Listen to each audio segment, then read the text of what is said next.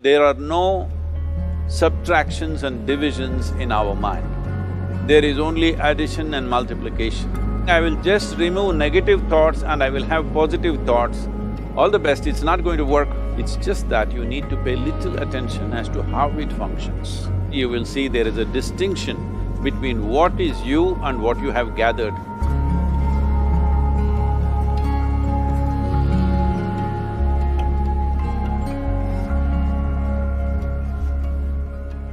Well, see the way the question is asked and also the way normally it's addressed is, people think there is something called as negative thought and positive thought. They want to remove the negative thoughts and have only positive thoughts.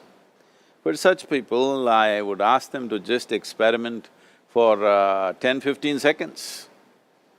Let them forcefully remove one thought from their mind. For example, next 10 seconds,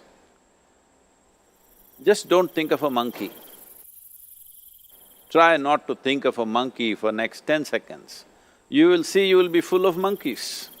So what I'm saying is, this is the nature of your mind, because in this mind, all the three pedals are throttle.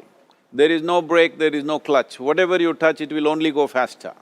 In this kind of mind, people have been taught from moral teachers and religious teachers, do not think about bad things. Well, since then it's been a full-time job.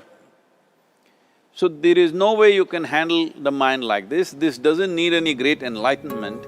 If you spend 2 minutes with your eyes closed, you will realize you cannot do anything forcefully with this mind. So, I want to remove negative thoughts. Do not ever go in this direction, because what you want to remove will become your quality. Always you will be on it. So what should I do? The thing is this, without understanding the fundamental mechanism of this mind, because our mind, human mind, is the most sophisticated computer on the planet. Even all the supercomputers have come out of this. When this is the case, is it not important that we understand the mechanics of how it functions?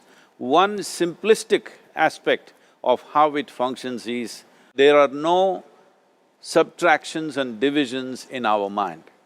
There is only addition and multiplication. If you try to do something with it, it will say one more. If you try hard, it will multiply into many more. In this mind, you don't try to identify what is positive, what is negative and try to remove it. First of all, one needs to understand, this mind of yours, this body of yours is supposed to serve you. The life that you are is important. Body and mind are vehicles that must serve us. If you sit in a vehicle, it must go where you want to go. If it goes to its own destination, what is the point of such a vehicle? It's just a nuisance. Right now, most human beings are unfortunately experiencing this fantastic possibility of human mind as a nuisance, as a troublesome thing. Well, this is the most beautiful thing you have. It's just that you need to pay little attention as to how it functions. One simple thing is this. First and foremost process is, that's why we put out this process called ISHA Kriya. This is to distance yourself from your physiological and psychological process. There is something called as you which exists. This is not a composite of all your thoughts and emotions and physiological processes. Beyond that, there is you. If you close your eyes, even if you cannot see anything, you're still there. It is through the window of your eyes that you're looking out, but if you close your eyes, it doesn't mean that you don't exist, you still exist. So beyond your thought, you still exist, beyond your emotion, you still exist. So that you, the life that you are, this has to come into your experience. Why is it that you're not allowing that to come into your experience, which is the most significant aspect of who you are?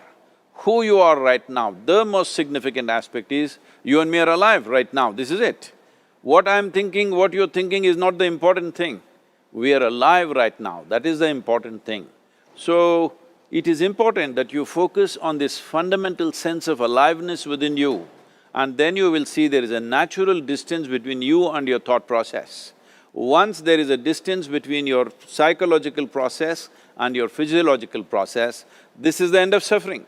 Because there are only two kinds of suffering that human beings go through, physical suffering and mental suffering. Once you create a little space between you and your mind, between you and your body, this is the end of suffering. This is something every human being has to experience and know, otherwise thinking I will just remove negative thoughts and I will have positive thoughts, all the best, it's not going to work 100%, it's not going to work because nobody can remove it, they can avoid it for some time. So when negative thoughts come, you say Ram Ram, Shiva Shiva, whatever you want, but this is just avoiding, it's not gone. The moment you stop that, it will pop back with great force, otherwise it'll come back in your dreams.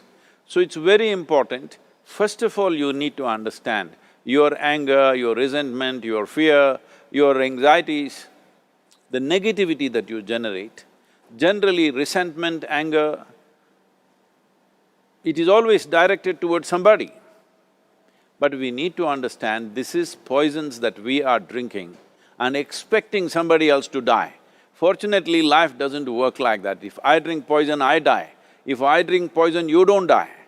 So, we need to understand this. When I say poison, today you can have yourself chemically analyzed. Right now, what is your blood work, what it says? 5 minutes of intense anger, check your blood work and see, there will be lots of negative elements in it, literally you're poisoning yourself. So, do you want to poison yourself? Definitely not. Now the very question is coming from certain helplessness, what shall I do? Don't do anything, just sit back and just concern yourself with something which is a life process. Maybe your heartbeat, maybe your breath, maybe just the sensation of being alive. Depending upon how sensitive or how perceptive you are, accordingly, find something. It could be a sensation in the body, it could be breath, it could be heartbeat, it could be anything, something which indicates life to you. Just pay attention to that for some time. Slowly you will see there is a distinction between what is you and what you have gathered, which includes both your physiological and psychological possibility or mess, whatever you made out of it.